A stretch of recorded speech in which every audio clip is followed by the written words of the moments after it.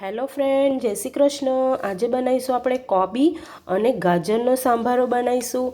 આપણે એના માટે મેં અહીં આગળ 500 ગ્રામ કોબી લીધી હતી। એને મેં આ રીતના સમારીને ધોઈ લીધી છે સરસ ચોખ્ખા પાણીથી। અને મેં ગાજર બી એના માટે આ રીતના કાપી લીધા છે લાંબી લાંબી સ્લાઇસમાં। આ રીતના ગાજર મેં કાપી લીધા છે। મેં અહીં આગળ એક મોટું ગાજર લીધું છે અને અહીં આગળ 500 ગ્રામ કોબી લીધી છે। આજે આપણે કોબી અને ગાજરનો સાંભારો બનાવવાનો છે। આપણે અહીં આગળ કોઈ પણ લગ્ન પ્રસંગોમાં જઈએ કે કોઈ બી આપણે જમણવાડામાં જઈએ ત્યાં આગળ સાંભારો હોતો જ હોય છે। અને તમે આને ઘરે બપોરના ખાવામાં કે સાંજના ખાવામાં પણ આને તમે સાઈડ ડિશ તરીકે આપી શકો છો, પીરસી શકો છો। અને તમે જો શાક ના હોય ને તમારે ઉતાવળ હોય તો 2 થી 3 મિનિટમાં જ આ સાંભારો તૈયાર થઈ જાય છે, જે રોટલી જોડે પણ સરસ લાગે છે। એના માટે અહીં આગળ મેં લીલા મરચાં લીધા છે, તીખાસ માટે છે આ લીલા મરચાં। મેં 3 નંગ લીલા મરચાં લીધા છે। તમે જેમ તીખું ખાતા હોય એ પ્રમાણે તમારે મરચાં લેવાના છે। અને અહીં આગળ મેં અડધું લીંબુનો રસ લીધો છે અને ધાણા લીધા છે। મેં ધાણા ધોઈને સમારી લીધા છે। તો આપણે ગાજર અને કોબીનો સાંભારો બનાવવાનું સ્ટાર્ટ કરીએ। તેના માટે ગેસ પર મેં કઢાઈ મૂકી દીધી છે અને ગેસ ચાલુ કરી દીધો છે।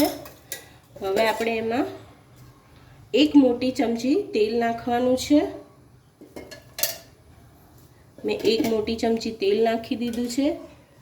આપણું તેલ ગરમ થઈ ગયું છે। મેં અહીંયા આગળ 1 અને અડધી ચમચી રાઈ નાખીશ। ચમચી નાની છે મારે એટલે મેં અહીંયા 1 ને અડધી ચમચી રાઈ લીધી છે।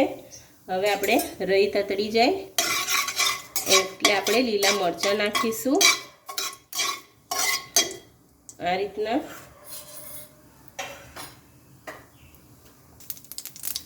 આપણી રાઈ તતડી ગઈ છે। હવે નાખીશું આપણે લીલા મરચાં, એને સમારીને મૂક્યા હતા એને આપણે આ રીતના સાંતળી લેવાના છે।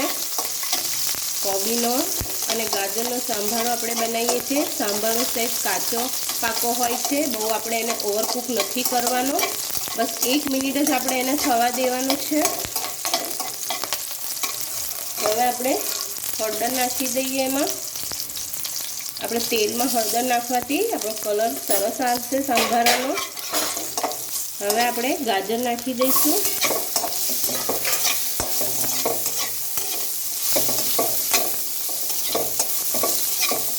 અને આપણે જે સમારી મૂકેલી એ કોબી નાખી દઈશું।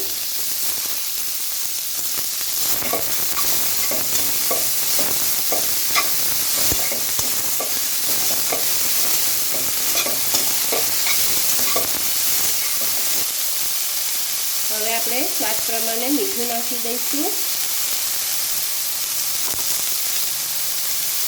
અને આપણે થોડું ધાણા જીરો પાવડર નાખીશું। આ ધાણા જીરો પાવડરનો સ્વાદ અંદર બહુ સરસ લાગે છે। તમે એકવાર આ રીતના સાંભારો બનાવીને જરૂરથી ટ્રાય કરજો। અને નાખીશું આપણે મેં અડધી લીંબુનો રસ લીધો છે। તમે એકલી કોબીનો બી સાંભારો બનાવી શકો છો।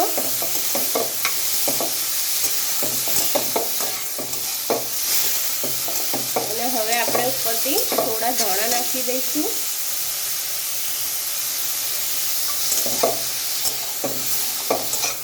આ રીતના આપણે કોબી ને કાચી પાકી જ રાખવાની છે, આપણે ઓવરકુક નથી કરી દેવાની, બસ 1 જ મિનિટ આપણે રાખવાનું છે।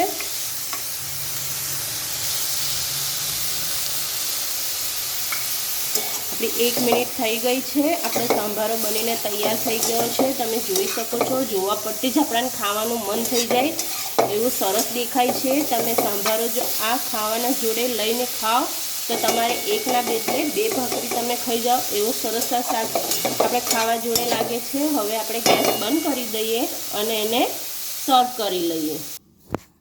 તમે જોઈ શકો છો આપણો સાંભાર સરસ તૈયાર થઈ ગયો છે। હવે આપણે એને થોડા ધાણા નાખી દઈએ આ રીતના। અને જો તમારે ઉતાવળ હોય ને તમારે શાક ના હોય તો તમે આને રોટલી જોડે પણ ખાઈ શકો છો, બહુ જ સરસ લાગે છે। અને તમારે સાઈડ ડિશ તરીકે બી આને તમે ખાઈ શકો છો, બહુ જ સરસ લાગે છે। તમે એકવાર આ રેસીપી જરૂરથી ટ્રાય કરજો। અને જો તમને આજનો મારો વિડીયો ગમે તો મારા વિડીયોને લાઈક કરી મારી ચેનલને સબસ્ક્રાઈબ કરી લેજો અને તમારા ફ્રેન્ડ સાથે શેર કરજો। ફરી મળીશું એક આવી જ રેસીપી સાથે. ત્યાં સુધીને જય શ્રી કૃષ્ણ.